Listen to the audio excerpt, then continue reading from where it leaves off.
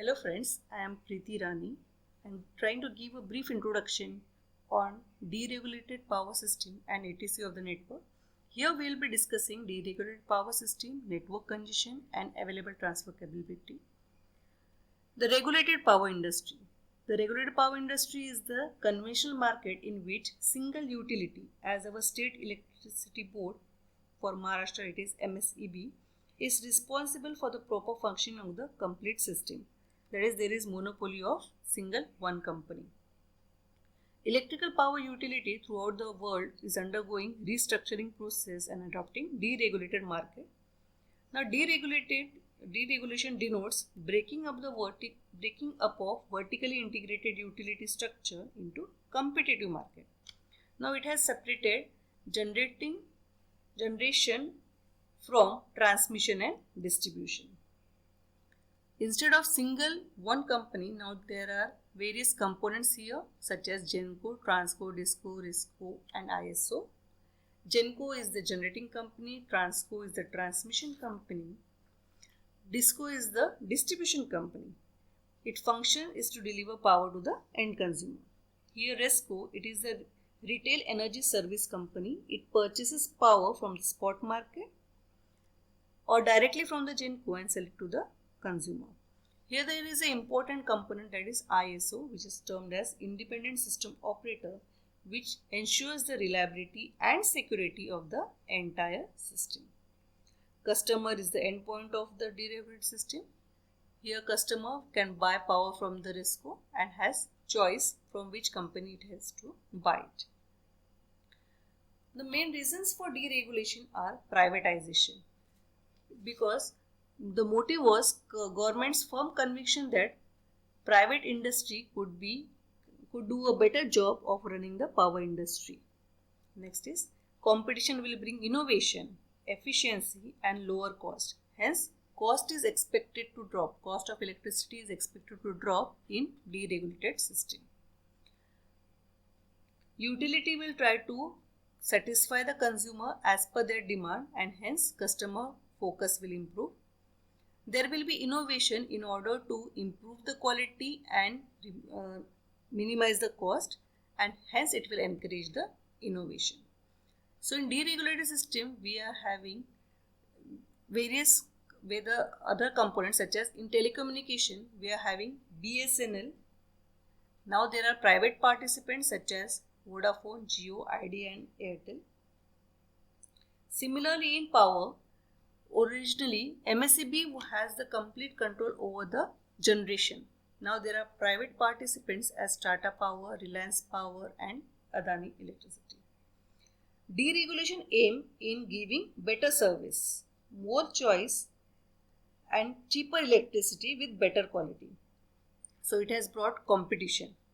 There is a competition in the generation side, there is competition in the retail power market, but transmission systems remains the same. So power producers are ready to sell, consumers are ready to buy, but there is limit to the conventional transmission system.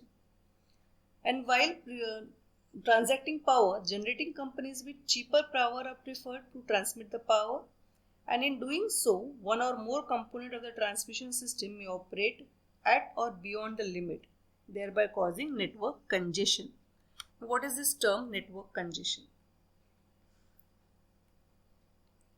When consumers and producers of electrical energy desire to consume and produce the energy that would cause the transmission system to operate at or beyond one or more transfer limit, this limit are voltage limit, stability limit and thermal limit, then it will lead to network congestion. Congestion is similar to the traffic jam on road. As the road are same and if the number of vehicles are increasing, it will lead to traffic jam. Similarly, our transmission system is the same, but the transacting power has been increased, it can lead to network congestion. Congestion will take away the benefits promised by the deregulated market and will increase the cost of electricity, which can be seen in this example. In figure, There shows a 2-bus system with total load of 200. 100 at bus A and 100 at bus B, that is 200 megawatt. Cost of generation at bus A is rupees 100 per megawatt hour and at bus B is rupees 200 per megawatt hour. As a transmission line between A and B has no limit, means the transmission power here it is of 100 megawatt, then total load of 200 megawatt can be satisfied by selecting the economical source, that is source A, and our transmission line is not congested. Then the cost of power will be 200 into 100, that is rupees 220,000 per hour. But if there is congestion in the transmission line, means there is a limit in this transmission line between A and B that only 50 megawatt can be transferred here. Then to satisfy the load of 200 megawatt, 150 megawatt is to be taken from source A and 50 megawatt is to be taken from source B, and the cost of power will be rupees 25,000 per hour. Hence the cost of power has increased in case of congestion. So congestion management is a technical challenge in deregulated system for the all power system engineers. To know the limit of congestion, means which line is going to get congested, our ATC evaluation is necessary. Now what is this ATC? ATC is the available transfer capability. It is a measure of transfer capability remaining in the physical transmission network for further commercial activity over and above the already committed use. In mathematical form, ATC can be written as TTC minus ETC and minus TRM plus CBM. What is this TTC over there? TTC is the total transfer capacity. It is the minimum of thermal limit, voltage limit and the stability limit. TRM, that is transmission reliability margin, is kind of safety margin to ensure reliability of the system under changing system operation. CBM, it is a reserve capacity by load serving entity only for the time of emergency to meet the generation reliability requirement. So TRM and CBM are reserved for the reliability of the system. ATC can be explained in a simple example.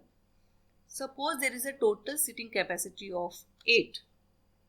If 3 persons have already occupied their seats and 2 are kept reserved, then in this example 3 is the remaining capacity. So we can say here the available seating capacity is 3. Similarly in ATC we are having the total transmission capacity. Some of the power is already existing, some is kept reserved and remaining will be ATC as shown in this graph. Here these 2 bold black lines shows the total transfer capacity, that is TTC. ETC is the existing transmission commitment, means already this much power is flowing in the transmission line. As we have seen, for the reliability of system we are having TRM and CBM reserved. So if you are subtracting ETC, CBM and TRM from the TTC, the remaining term is available transfer capability, that is ATC. Here the term capability is different from the term capacity, in the sense that capacity implies the rating of specified line in terms of limit only, that is a thermal limit, whereas capability on the other hand is a function of physical relationship of that line with the other elements in the transmission network. ATC between 2 areas provide an indication of the amount of additional electric power that can be transferred, means how much more transaction can take place. ATC is required for making decisions for the transaction. ATC value can serve as an indication of power congestion. So here we have seen basic terminologies involved in restructuring power, that is deregulated power market, congestion and available transfer capability. Various methods of calculation of ATC will be covered in the upcoming lectures. So stay tuned and thanks for watching.